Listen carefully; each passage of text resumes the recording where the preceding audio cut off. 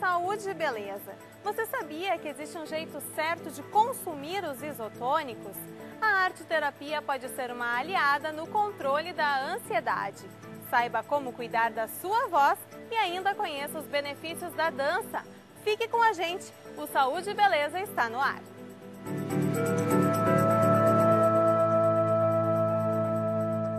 Indicados para repor os nutrientes perdidos durante os exercícios físicos, cada vez mais pessoas consomem os isotônicos. Mas cuidado, o uso dessa bebida deve ser feito sem exageros. Depois de uma corridinha, que tal uma bebida refrescante? Convidativo, não é mesmo? Mas cuidado, os isotônicos devem ser consumidos em casos específicos de atividades físicas intensas. A hidratação é fundamental. Agora, qual é o líquido que eu vou usar para me hidratar, que é a questão que a gente tem que olhar com mais cuidado. Então, um isotônico ele é uma solução que contém quantidades adequadas de sódio, de potássio, de magnésio, que são essenciais na prática do exercício físico. Rodrigo é fã das corridas.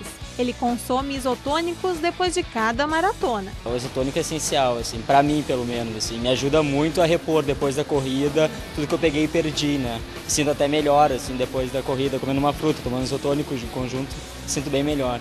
Numa prática mais extenuante, onde a pessoa sua mais, ela pode fazer a hidratação usando um isotônico. Caso contrário, se for numa academia, se ela não sua muito, né, porque isso também está relacionado com o condicionamento físico dela, ela não vai precisar de isotônico. A água é o suficiente e é o melhor hidratante que tem. O Dr. Vitor alerta para o consumo errado dos isotônicos, principalmente pelas crianças. Por ser rico em sais minerais e sódio, essa bebida não deve substituir água, suco ou ser usada como medicamento. Isotônico é contraindicado quando tu tem doença, gastroenterite, né, diarreia e vômito. Quando tu tá doente, tu tem que repor com uma coisa que é estudado para ficar na absorção intestinal. Quando tu tá doente, tu precisa de uma osmolaridade adequada. E essa osmolaridade só é encontrada no soro para reidratação. O isotônico não deve ser usado como se fosse água, porque ele não é água. Ele é uma solução que contém outros nutrientes e que nem sempre a pessoa está precisando daquilo. Se esse indivíduo não está necessitando dessa quantidade acima dessas calorias, desse isotônico, com certeza vai engordar. Até mesmo quem faz exercício físico com constância, assim, os próprios corredores sabem que é importante no fim, assim, acho que as pessoas, no modo geral, devem saber usar com moderação, saber usar com consciência, né?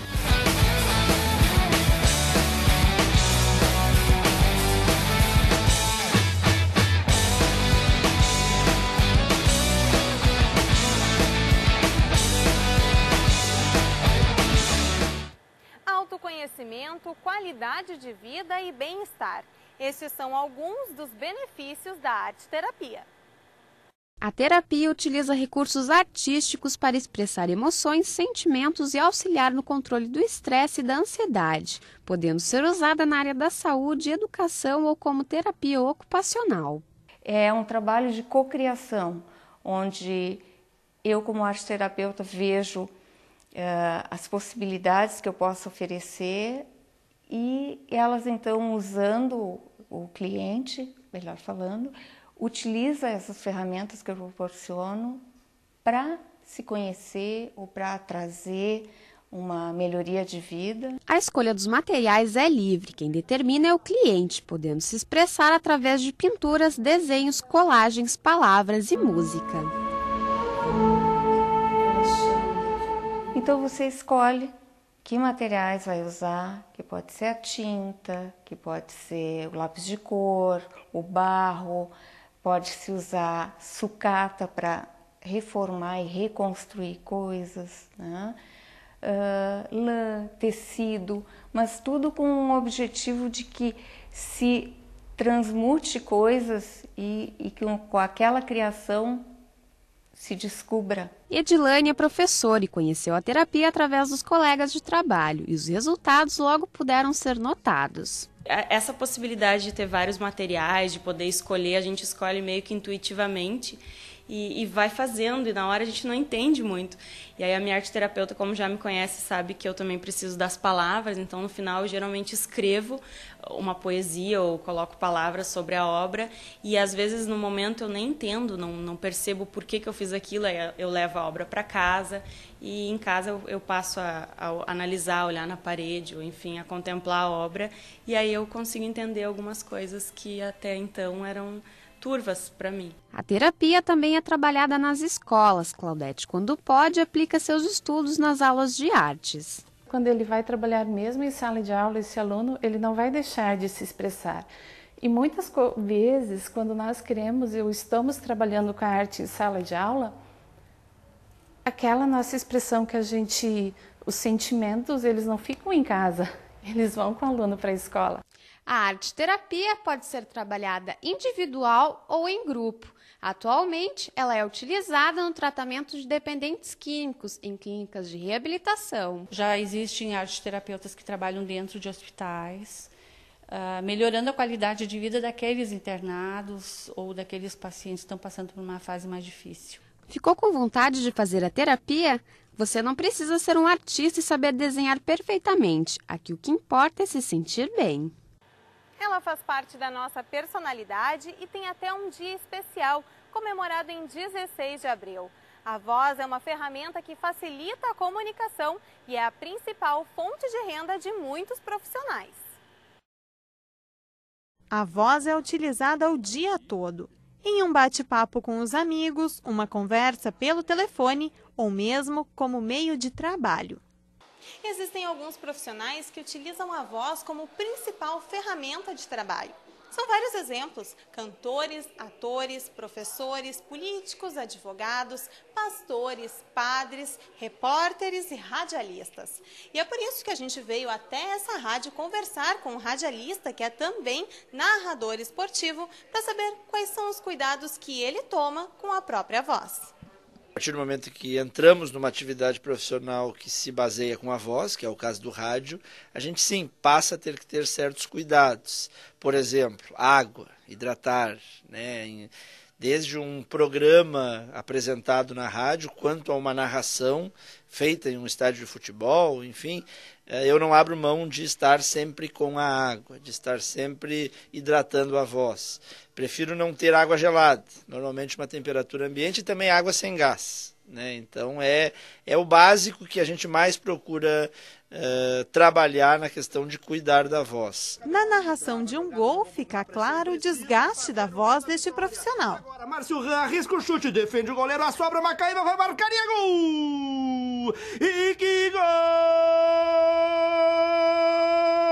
Então a narração exige muito, porque são 90 minutos no mínimo, né? Tem até um pouco mais de acréscimos, abre a jornada, e a minha narração ela é muito...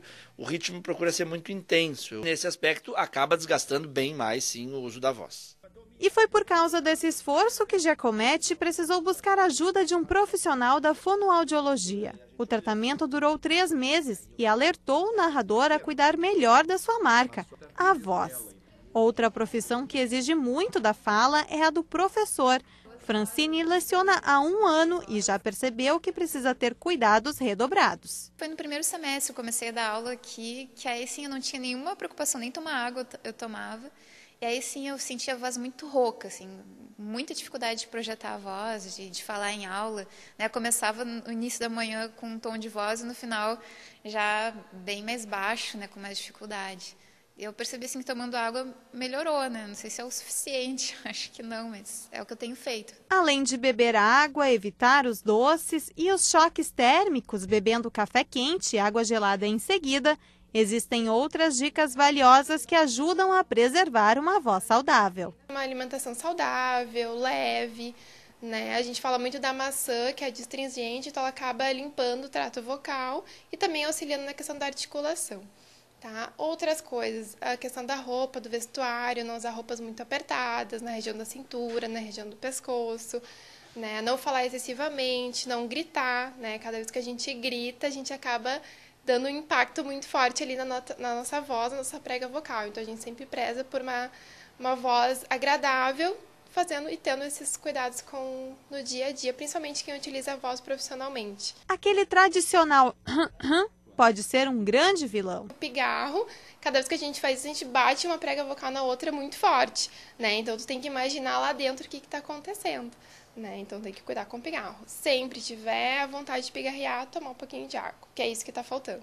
Na hora que a gente tenta pigarrear, na verdade está faltando hidratação. Aguda, grave, aveludada ou bem sutil. A voz revela muito da personalidade de cada pessoa. Cuide da sua e use com moderação. Além de fazer a gente movimentar os músculos, ela ainda diverte. A dança é uma atividade que eleva a autoestima. Veja na reportagem de Mariana John. A dança é considerada uma das 3 principais artes cênicas, ao lado do teatro e da música. Na pré-história, ela era meio de sobrevivência. Na Grécia, a dança ajudava nas lutas e na conquista da perfeição do corpo. Atualmente, é uma das atividades físicas mais procuradas, porque além de divertir, traz benefícios para o corpo e mente. A gente trabalha muito com equilíbrio, com coordenação motora, com flexibilidade, alongamento, lateralidade, noção de espaço. A dança também pode auxiliar nos tratamentos posturais. Lara faz balé desde os 5 anos e a atividade ajuda a corrigir um problema na coluna. Eu tenho escoliose, que é o desvio na coluna. Aí eu preciso usar um colete que está me ajudando a deixar ela reta. Eu acho que sem o balé, sem a postura, eu já estaria pior agora. Segundo o Comitê Internacional de Dança, a atividade faz bem para a mente, pois estimula o prazer e melhora a autoconfiança e a autoestima. Nós atendemos aqui dos 2 aos... Já tivemos alunas com 70 anos fazendo aula de balé clássico, né? Porque como o balé, assim como todas as outras modalidades de dança, trabalha toda a postura, todo um reforço muscular, toda uma consciência corporal. O foco mesmo dos babies são em relação da brincadeira com a técnica. Sem perceber, elas vão aprendendo, vão brincando e vão descobrindo esse mundo encantado que é da dança. Além da ajuda física e mental, outro benefício que a dança proporciona é a socialização. Cada movimento realizado em grupo integra e aproxima as pessoas. A gente se aproximou bastante, sempre no final do ano a gente faz amigos secretos, sempre conversamos bastante também. A gente fez amizade, porque todo mundo tem uma coisa em comum, que é o balé, todo mundo ama balé, todo mundo que está aqui gosta de fazer. E daí isso traz amizade. E é ao lado, não tem plié, não tem plié. Bem, pessoal, este foi o Saúde e Beleza. Você pode rever todas essas reportagens no YouTube e também pode sugerir novos assuntos através do e-mail tvfevale@fevale.br. Obrigada pela sua companhia e até o nosso próximo encontro.